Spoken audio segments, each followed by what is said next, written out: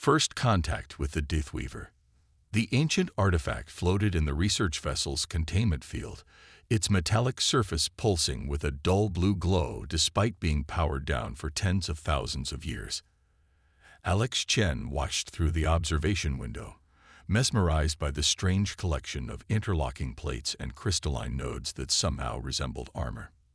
"You're not seriously considering what I think you are," Commander Raman said, arms crossed as she studied Alex's expression. "That thing has killed 17 researchers from 11 different species. The Galactic Concord classified it as a Class 5 hazardous artifact." Alex ran a hand through their short black hair, the blue glow of the artifact reflecting in dark eyes. "Which is exactly why we should be the ones to crack it. Humans have always had a knack for figuring out what others couldn't." The Hyperion had been dispatched to the edge of explored space after the artifact had been transferred from research station to research station, leaving a trail of failed attempts and occasional fatalities in its wake. The scientific community had dubbed it the Deathweaver, beautiful, ancient, and apparently designed to kill anyone who touched it. The Arcturians are the most technologically advanced species in the Concord, and their best scientist ended up a puddle of organic matter after touching that thing. Raman reminded Alex. "What makes you think a human would fare any better?" Alex shrugged. "Call it intuition. There's something about the energy signature. It's responding differently to human proximity than it did to any other species according to the logs." "Dr. Chen, I appreciate your enthusiasm, but I can't authorize direct contact with the artifact." Raman's tone was final. "Remote analysis only. That's an order." Alex nodded, but as soon as the commander left the observation deck, a smile crept across their face. Orders were clear, but they'd never specified that Alex couldn't enter the containment chamber itself. Just no direct contact. The containment chamber hissed as it depressurized, allowing Alex entry. The protective suit felt bulky and restrictive as they approached the hovering artifact. Up close, the Deathweaver was even more impressive. What had appeared to be metal was something else entirely, a material that seemed to flow like liquid yet maintain rigid structure. "Just a closer scan," Alex muttered, holding up an advanced spectrometer. No touching. The artifact pulsed suddenly, the blue glow intensifying. Alex checked the readings. The energy signature had spiked the moment they'd spoken. Could it be responding to human vocalization? "Hello," Alex said tentatively, feeling slightly ridiculous talking to an inanimate object. The response was immediate. The artifact's components shifted slightly, plates realigning as if awakening from a long slumber. The containment field alarms began to sound as energy readings climbed far beyond safety parameters. "Dr. Chen, evacuate immediately." Raman's voice barked through the comm. "The artifact is destabilizing." But Alex stood transfixed as the components of the Deathweaver began to unfold, spreading out in a pattern that unmistakably resembled humanoid armor. It wasn't destabilizing. It was reconfiguring. "I think it's responding to me," Alex replied, taking a step closer despite the alarms. "It's never done this for any other researcher. It's inviting me." That's what it did to the Arcturian before it liquefied him. "Get out of there now." The artifact pulsed again, and this time a tendril of shimmering energy extended toward Alex, stopping just inches from their face. It hovered there, like a curious animal examining a new species. "It's scanning me," Alex whispered in wonder. Every logical part of Alex's brain screamed to back away, to follow orders and protocol. 17 dead researchers. Class 5 hazard. But something deeper, more intuitive, kept them rooted to the spot as the energy tendril continued its silent examination. "Compatibility assessment complete." A voice suddenly resonated, not through the air, but seemingly directly into Alex's mind. "Human physiology confirmed compatible. Genetic markers match creator parameters." "What?" Alex gasped. "First viable host detected in 47,392 standard cycles. Initiating synchronization protocol." Before Alex could react, the tendrils of energy multiplied, enveloping them in a cocoon of brilliant blue light. The containment field shattered as if it were made of glass rather than concentrated energy. Through the cascade of alarms and Raman's increasingly panicked orders, Alex felt the components of the artifact moving, flowing, attaching themselves to their body. There was no pain, only a strange sensation of rightness, as if pieces of a puzzle were finally clicking into place after millennia of waiting. The armor closed around Alex's form, conforming perfectly to their physiology. A helmet materialized last, encasing their head in what should have been claustrophobic darkness, but instead felt like stepping into a vast, star-filled expanse. Synchronization complete. The voice stated calmly, "I am Nexus, combat intelligence of the Deathweaver armor. You are now the Arbiter." Alex tried to speak, but found their voice momentarily trapped in their throat as information flooded their consciousness. Star maps, weapon systems, gravitational manipulation fields, energy shields capable of withstanding direct antimatter impacts. "Whoa, what is this?" they finally managed. "You are wearing the last creation of the precursors, designed to combat the greatest threat this galaxy has ever known," Nexus explained with the patience of something that had waited eons for this moment. "You are the first compatible being I have encountered since the fall of my creators." The observation room door burst open as security personnel rushed in, weapons drawn, and aimed at the armored figure that Alex had become. "Dr. Chen." Raman's voice was barely controlled panic. "Are you still in there?" Alex raised their hand slowly, noticing how the armor moved as naturally as their own skin. "It's me, Commander. I'm fine. Actually, I'm better than fine." The security team's weapons didn't waver. Alex couldn't blame them. According to Nexus downloaded information, the Deathweaver's outer appearance was intimidating by design. Sleek black armor with pulsing blue energy lines tracing complex patterns across its surface, the helmet featuring no visible eyes, but rather a smooth faceplate that occasionally rippled with patterns resembling constellations. "The armor has bonded with me," Alex explained, trying to sound calm despite the exhilaration coursing through them.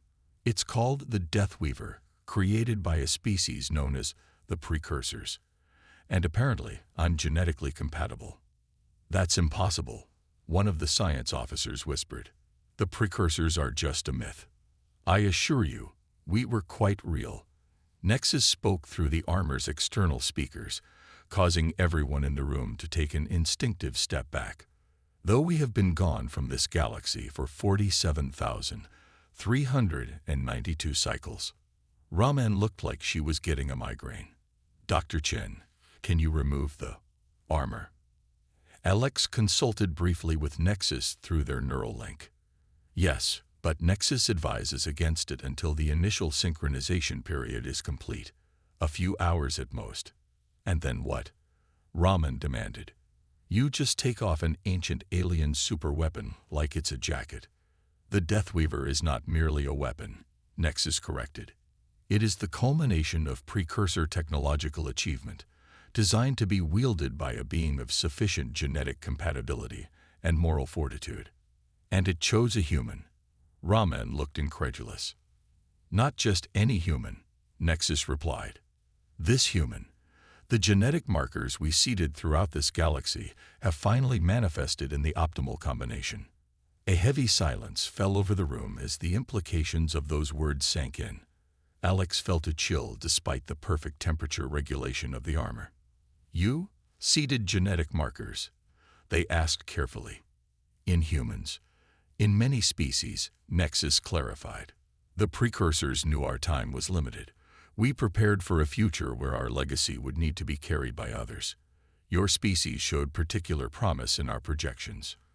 Commander Raman signaled the security team to lower their weapons, though they remained alert. "Dr. Chen, I need to inform Earth Command immediately, and the Galactic Concord. Having a human suddenly bonded with what might be the most powerful weapon in known space is going to cause complications." "Diplomatic understatement of the century," Alex murmured, suddenly realizing the implications beyond the scientific marvel of the armor. Earth was still relatively new to the galactic stage, having achieved faster-than-light travel only 70 years ago. Many older species still viewed humans as upstarts, barely tolerated in cosmic politics. They're going to lose their minds, Alex concluded. Less than 24 hours later, Alex stood before the emergency session of the Galactic Concord, still wearing the Deathweaver. Representatives from all 37 member species had assembled with unprecedented speed, their curiosity and alarm palpable in the Grand Chamber. The Arcturian High Minister, a tall, willowy being with iridescent skin, leaned forward from the elevated council platform. To be clear, this human simply put on the artifact that killed our most brilliant scientist. And survived. Not only survived, the Keldarian representative hissed through respiratory slits, compound eyes fixed on Alex, but bonded with it. A remarkable coincidence that a human would be compatible with the most advanced weapon ever discovered. Earth's Ambassador Rogers stepped forward. There was no deception involved. The Hyperion's mission was transparent, continued research on the artifact. The bonding was unexpected. Unexpected but convenient, the Keldarian countered. Humans gained control of precursor technology that could shift the balance of power across the entire sector. I'm not interested in power shifts or political games, Alex interjected, the Deathweaver's voice amplification system ensuring everyone in the vast chamber heard them clearly. I'm a scientist, not a warrior. Says the human wearing armor that could reportedly destroy a small moon, the Velexian delegate rumbled, their stone-like features impossible to read. Nexus chose that moment to speak, its synthesized voice echoing through the chamber. The Deathweaver was not designed as a tool of conquest. It was created for a singular purpose: protection against an enemy that threatened all life in this galaxy. A murmur ran through the assembled representatives. The Arcturian High Minister raised a slender hand for silence. What enemy could possibly require such power? She asked. The Void Harbingers, Nexus stated simply. The chamber erupted into chaos. Several species representatives began talking over each other, some in obvious fear, others in disbelief. The High Minister's complexion shifted from its normal pearlescent hue to a deep purple. The Void Harbingers are a myth, she declared once order had been restored. A bogeyman story told to frighten younglings. All myths contain seeds of truth, Nexus replied. The Harbingers were very real, and my creators gave their lives to ensure they would never return. The Deathweaver is both weapon and warning system. Its awakening now may not be coincidence. The implications hung heavy in the air. Alex felt the weight of countless eyes upon them. Some frightened, others calculating. Whatever scientific wonder they had felt upon bonding with the armor was rapidly being replaced by unease. Ambassador Rogers cleared his throat. The fact remains that Dr. Chen is now bonded with this technology. Earth proposes a joint research initiative with representatives from all member species to study the Deathweaver and its capabilities in a controlled environment. Unacceptable. The Keldarian representative immediately countered. The human and the armor must be placed under Concord custody for security reasons. Earth does not recognize the Concord's authority to detain our citizens, Rogers responded, his diplomatic tone barely concealing steel beneath. As the debate intensified, Alex felt a strange sensation through their connection with Nexus, something like an alert, but more subtle. Nexus, what's happening? They subvocalized. Scanning ships entering the system. Nexus replied privately. Non-Concord vessels. Weapon signatures detected. Alex's blood ran cold. Someone's attacking. Not yet, but they are positioning for possible hostile action. The diplomatic squabbling continued, oblivious to the potential threat. Alex stepped forward, interrupting the Arcturian High Minister mid-sentence. Forgive me, but we have more immediate concerns, they announced. Nexus has detected armed vessels entering the system that don't match Concord registry. The chamber fell silent, then erupted once more in alarmed voices. The security chief, A burly Centauri with 4 arms already moving to different control interfaces confirmed the report seconds later. 7 unidentified vessels, heavily armed, moving into position around the station. The High Minister's expression hardened. It seems someone has decided to take matters into their own hands rather than wait for our decision. Alex felt the Death Weaver's systems coming online, combat protocols initializing without conscious command. Power thrummed through the armor, and for the first time, they truly understood what they had bonded with, not just ancient technology, but perhaps the most formidable weapon system ever created. And apparently, someone was willing to start a war to possess it. Politics and power. The diplomatic chamber of the Galactic Concord transformed from a forum of debate to a command center in seconds. Defensive screens descended from recessed ceiling compartments, displaying the approaching vessels from multiple angles. The ships were sleek, dark, and lacked any identifying markings, the universal signature of those who preferred to operate outside galactic law.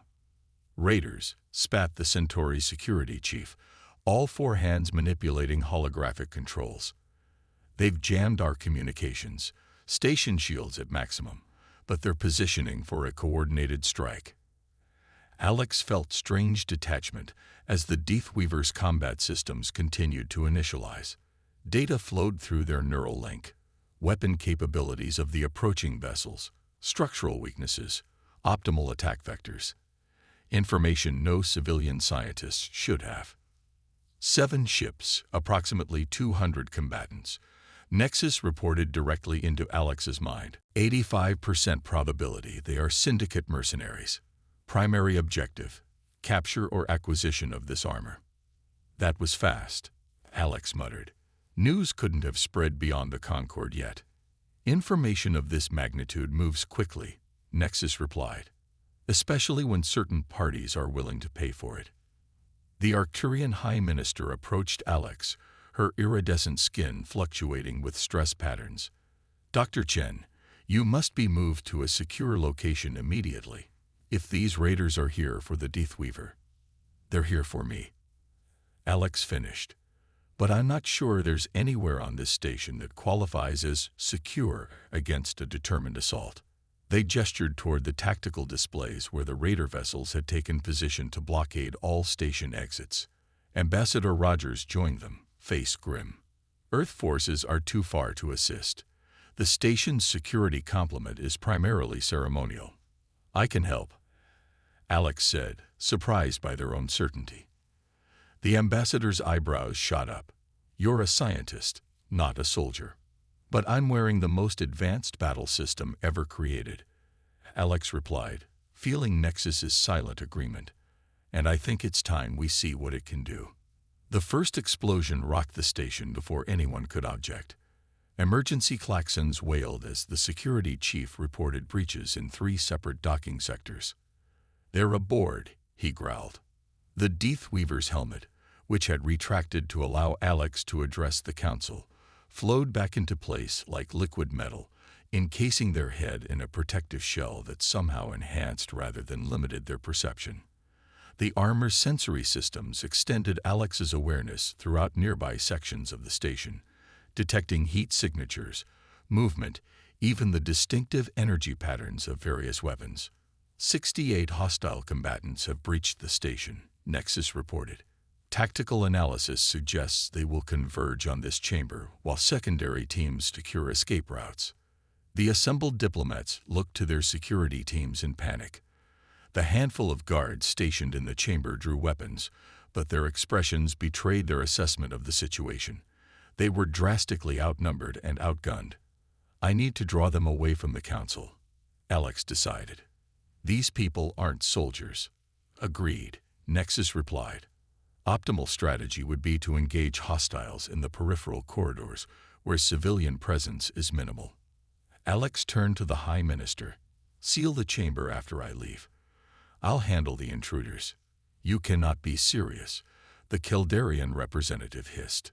1 human against dozens of armed mercenaries. Not just 1 human, Alex replied, the Death Weaver's modulated voice conveying the confidence they didn't entirely feel. One human plus the most advanced precursor technology ever discovered. Time to see what this suit can really do. Without waiting for further objections, Alex moved toward the chamber's main exit. The doors parted, and they stepped into the corridor beyond, the Deathweaver's systems highlighting optimal defensive positions and movement paths in their enhanced vision. Remember, Nexus cautioned as the chamber sealed behind them. The Deathweaver's capabilities exceed your current training. I will assist, but try not to overextend. Great advice, Alex muttered, hearing the sound of approaching footsteps. Any specific suggestions for facing my first ever armed combat situation? Start with non-lethal methods, Nexus replied.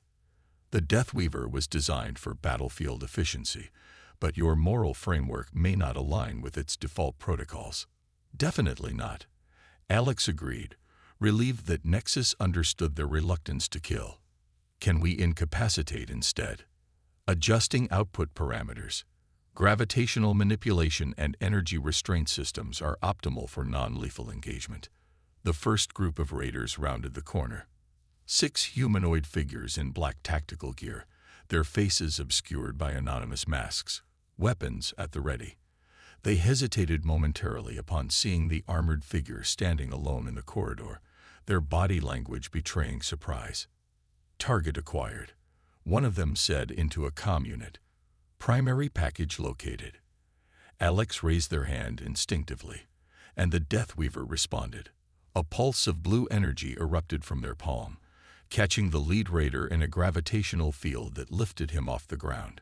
With a gesture that felt as natural as breathing, Alex sent the helpless mercenary flying backward into his companions, bowling over 3 of them in a tangle of limbs.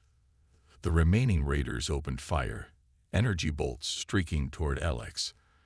Time seemed to slow as the Deathweaver's reflexes enhanced their perception and response time. They sidestepped most of the incoming fire with preternatural speed, while the few bolts that did connect dissipated harmlessly against the armor's energy shields. Impressive, Nexus commented. Your neural integration is proceeding faster than anticipated. Less commentary, more help, Alex replied, launching another gravitational attack that pinned 2 more raiders against the ceiling. The last raider standing dropped his weapon and raised his hands. Stand down, he shouted into his comm. Priority alert to all teams. Target is active and combat capable. Repeat, the Deathweaver is fully operational. Alex approached the surrendering raider cautiously. Who hired you? Information above my pay grade, the man replied, his voice steady despite his predicament. But I can tell you every major power in the sector put out contracts when word of a functioning precursor weapon spread. The syndicate just moved fastest. And what exactly was your mission? Secure the asset. You, or rather, that suit, by any means necessary. Preferably intact, but partial recovery was acceptable. The cold calculation in the man's voice sent a chill through Alex. Partial recovery. The Deathweaver is the prize, the raider clarified. Its current pilot was negotiable. Before Alex could process the implications, Nexus alerted them to more approaching hostiles, a much larger group converging from multiple directions. Time to move, they decided, using the Deathweaver's gravitational systems to bind the conscious raiders with improvised energy restraints. Nexus, what's the fastest route to their entry point? East Service Corridor provides most direct access to Docking Bay 7, where the largest breach occurred. Warning, 23 hostiles between our position and that location. Then we'd better get moving. The next 30 minutes passed in a blur of confrontation and motion.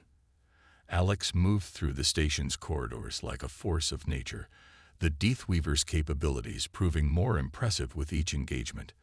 They disarmed raiders, immobilized them with gravitational fields, and occasionally employed the armor's capacity to generate localized electromagnetic pulses that rendered weapons and communication devices useless.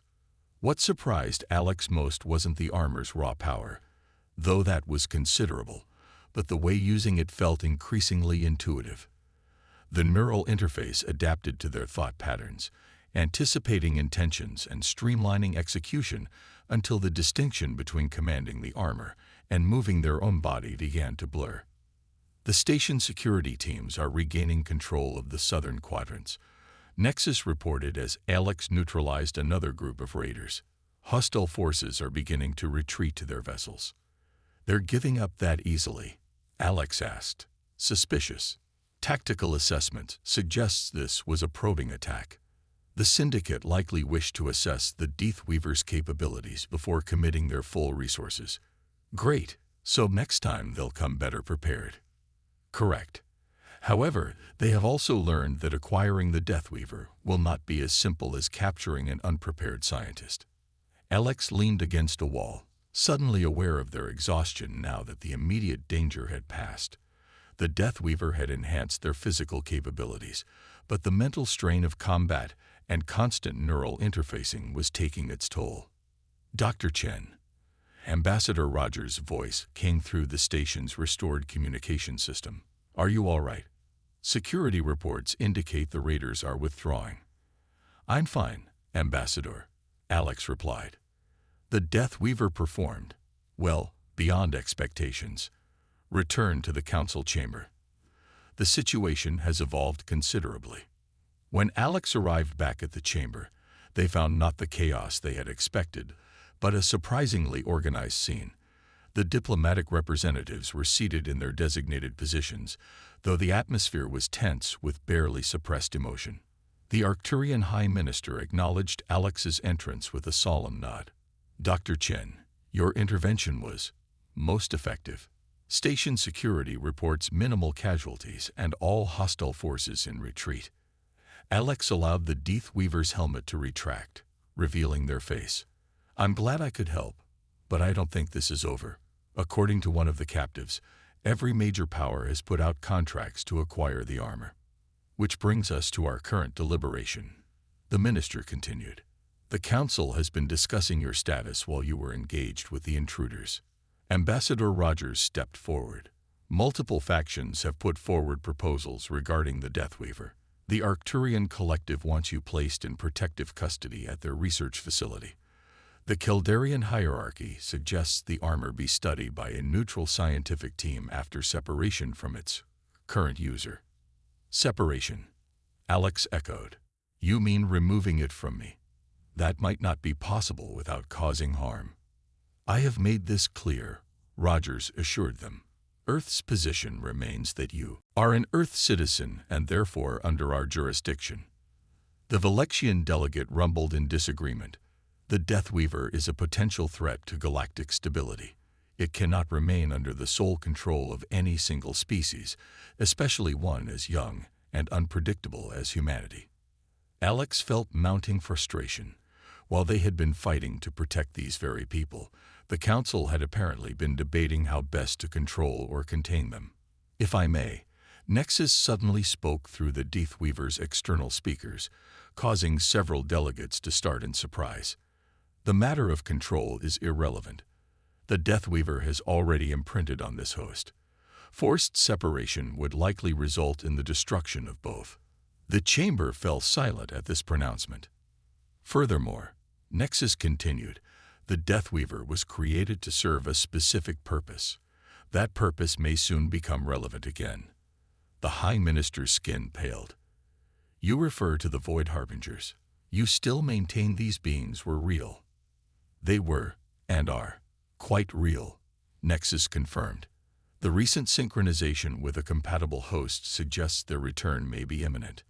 The precursors designed the Deathweaver's systems to activate when needed most." A murmur of unease rippled through the chamber.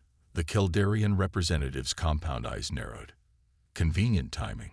The human bonds with the most powerful weapon in the galaxy, and suddenly we face an ancient threat that only they can combat." "I didn't ask for this," Alex said, frustration evident in their voice. "I'm a xenorchaeologist, not a warrior or politician. But the fact remains that the Deathweaver has bonded with me, and according to Nexus, separation isn't an option. So instead of fighting over who gets to study or control me, maybe we should focus on understanding what this armor was actually designed to do." Ambassador Rogers seized the moment. Earth proposes a compromise. Dr. Chen returns to Earth space under joint protection of Earth forces and Concord observers. A scientific team with representatives from all major species will be granted access to study the Deathweaver while it remains bonded to Dr. Chen. All findings to be shared among Concord members. The proposal sparked intense debate, with various factions arguing for stricter controls or greater access. Alex, increasingly exhausted, watched as cosmic politics unfolded around them, as if they were a particularly interesting specimen rather than a person. They fear what they do not understand, Nexus observed privately. And they are right to fear the power you now wield, even if you do not yet comprehend it yourself. I didn't want power, Alex replied silently. I wanted knowledge. In this galaxy, they are often the same thing. Hours later, a compromise was finally reached. Alex would return to Earth, accompanied by a Concord diplomatic contingent and scientific observers. The Deathweaver would be studied, but Alex's autonomy would be respected within certain constraints. They would not leave Earth space without Concord approval, and any use of the armor's more destructive capabilities would require oversight. As the diplomatic entourage prepared to depart for Earth, Alex stood at a viewport, gazing out at the stars. The raider vessels had retreated to the edge of the system, but had not left entirely, a not-so-subtle reminder that there were forces willing to act outside the law to obtain what they now possessed. You understand that this is only the beginning, Nexus stated through their private connection. The knowledge of what you carry has spread too far to be contained by diplomatic agreements. What would you suggest? Alex asked, watching distant stars glimmer. The precursors did not create the Deathweaver solely as a weapon, but as a means of preparation. If the signs I detect are accurate, we have limited time before the Void Harbingers return. You must be ready. Ready for what? To become what the armor's name truly signifies in the precursor tongue. Not Deathweaver, as your translations rendered it, but Harbinger's End. The final defense against extinction. Alex felt the weight of those words settle upon them, heavier than the advanced armor they wore. 24 hours ago, they had been a scientist excited about an archaeological discovery. Now they carried the legacy of an extinct civilization, and the responsibility of being the galaxy's defense against a threat most believed was mere myth. As Earth's diplomatic vessel prepared for departure, Alex took one last look at the Concord station where everything had changed. Whatever waited for them on Earth, scientific study, political maneuvering, or further attempts to seize the armor, felt insignificant compared to the greater purpose Nexus had revealed. If the Void Harbingers were returning, the galaxy would need more than diplomacy and politics to survive. It would need the Deathweaver. It would need Alex. Trial by fire. Earth's orbital station, Alpha, was a showcase of human engineering, a gleaming wheel of metal and composite materials spinning gracefully against the blue backdrop of humanity's homeworld. Under normal circumstances, Alex would have appreciated the aesthetic beauty of humanity's most advanced space installation. Today, however, they viewed it through the lens of defensive vulnerabilities and structural weak points, another disturbing reminder of how the Deathweaver was changing their perspective. Alpha Station approaching, Dr. Chen announced the pilot of the diplomatic shuttle. We've been assigned priority docking at the secure research wing. 3 weeks had passed since the incident at the Concord station. 3 weeks of constant vigilance and political maneuvering. The diplomatic vessel had taken an irregular course back to Earth, changing direction multiple times to evade potential pursuers. Despite these precautions, Nexus had detected at least 2 tracking attempts by unidentified vessels. Ambassador Rogers, seated across from Alex in the shuttle's passenger compartment, looked up from his datapad. The reception committee includes Earth Command's highest-ranking officials and scientific team. The alien observers arrived yesterday and have established their monitoring protocols. His expression betrayed concern beyond his diplomatic facade. How are you holding up? Alex managed a tired smile. The Deathweaver had retracted into a more compact configuration for the journey, less imposing battle armor and more like a form-fitting exoskeletal suit, though no less alien in appearance. Still adjusting. The neural link with Nexus is intense, like having a second consciousness alongside your own, offering commentary on everything you see. An accurate, if simplified description, Nexus commented silently in Alex's mind. And the armor itself. Rogers pressed. Any progress on separation? Alex shook their head. Nexus insists it's not possible without significant risk. The neural connections have grown more complex, not less. I'm beginning to think the Deathweaver wasn't designed to be removed once bonded. Rogers nodded grimly. That aligns with the Keldarian Observer's analysis. Their neural specialists believe the integration is proceeding at an accelerated rate. He hesitated before adding, "Some are concerned about what that means for your humanity."